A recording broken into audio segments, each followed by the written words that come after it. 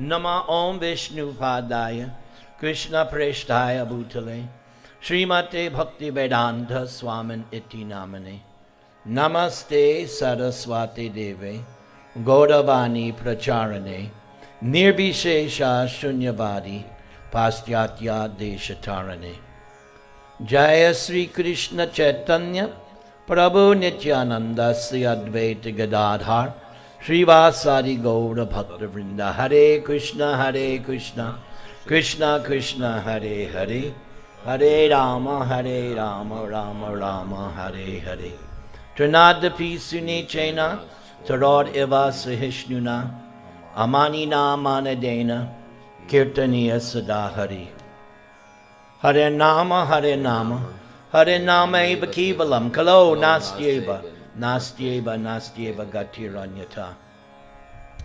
For my first little reading, this is entitled Krishna Visits the Pändavas. The Pändavas at this time are in the forest. They have to stay in this forest for 13 years, as was the rule of the dice game, the second dice game.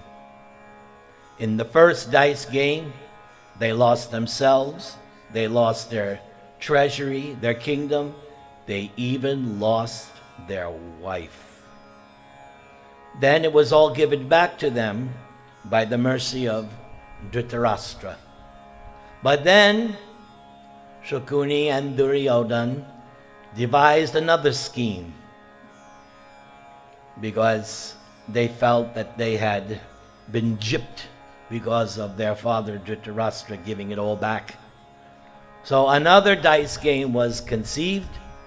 This time whoever loses has to go to the forest for 12 years, and then the 13th year have to live 1 year incognito, and if discovered, another 12 years. So of course Yudhishthira, doing what he feels is the proper action, agrees to the dice game, which of course Shakuni wins because he is the cheater of the cheaters. He is the best. He's the personification of cheating. They should make him the patron saint of Las Vegas. And of course the Pandavas lose, and so they have to go to the forest. Within that period, the Pandavas are visited by Vyasadeva, by Markandeya Rishi, by other saintly persons, and sometimes Krishna comes to see them. So this is one time when Krishna came to visit the Pandavas. Please repeat. Om Namo Bhagavate Vasudevaya. Om Namo Bhagavate Vasudevaya. Om Namo Bhagavate Vasudevaya. Om Namo Bhagavate Vasudevaya. Om Namo Bhagavate Vasudevaya. Om Namo Bhagavate Vasudevaya. When Krishna heard the news that the Pandavas had been exiled, he decided to go and see them in the forest. He invited Balaram, Dhristadyumna, Shikandi, and many other kings to accompany him, along with Subhadra and her son Abhimanyu, and together they rode to the Kamyaka forest. Seeing Yudhishthira and his brothers dressed in deerskins and stripped of their kingdom, both Balaram and Krishna were enraged. Krishna said, I cannot tolerate this injustice. The earth shall drink the blood of Duryodhana, Karna, Shakuni, and that fourth one, Dushashan.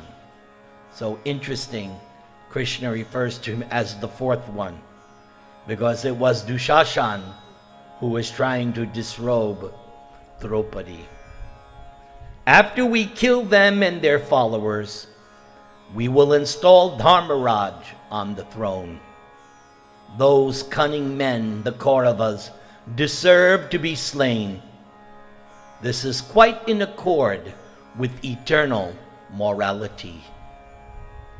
Krishna's anger blazed. It seemed as if he were about to consume the creation. Arjuna quickly sought to pacify him by recollecting his many wonderful deeds. Arjuna prayed, "O Krishna, the great Rishi Vyasadeva has told me that you are the cause of creation, that you are the mover of all minds, and that you are the beginning and end of all things. All asceticism rests in you, for you are the embodiment of all sacrifice and the eternal supreme person. All the demigods, devatas, depend upon you, and you are the origin of the universal creator, Brahma. O mighty-armed Keshava, you have appeared many times on earth in many different incarnations." Accepting Krishna as even the cause of the Almighty Lord Vishnu, Arjuna described various Vishnu avatars, all who had appeared in past ages. "O Krishna, as Narasingha, you slew the mighty Asura." Who was that? Who did Nrsimha kill? Hiranyakashipu.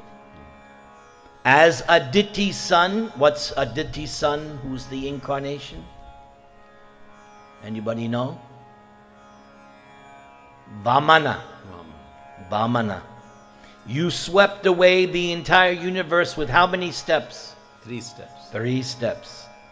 O soul of all beings, covering the heavens, you dwell in the body of the sun and imbue him with your own effulgence. Why don't you sit here?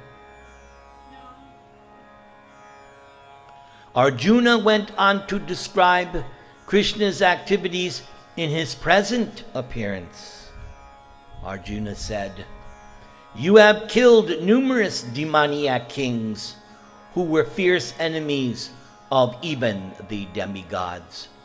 O Janardhan, you have manifested here on earth the sacred and eternal city, Dwaraka, which abounds in opulence and is always crowded with rishis. Envy, untruth, malice, and cruelty are absent in you, for you are always the well-wishing friend of all creatures. Narada has told me that at the end of the Yuga, all things movable and immovable will enter your body.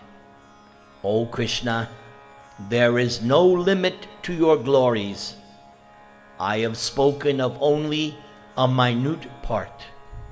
Same thing Krishna says later when he speaks Bhagavad Gita. In chapter 10, Krishna explains his Vibhuti Yoga, how he can be seen throughout so many different aspects of this creation. And at the end, Krishna says, "But Arjuna, what need is this? Just understand, with just a tiny spark of my splendor, I pervade everything." Arjuna continues, and as he spoke, Arjuna felt himself becoming overpowered by transcendental ecstasy. His voice choked up, and he was unable to continue.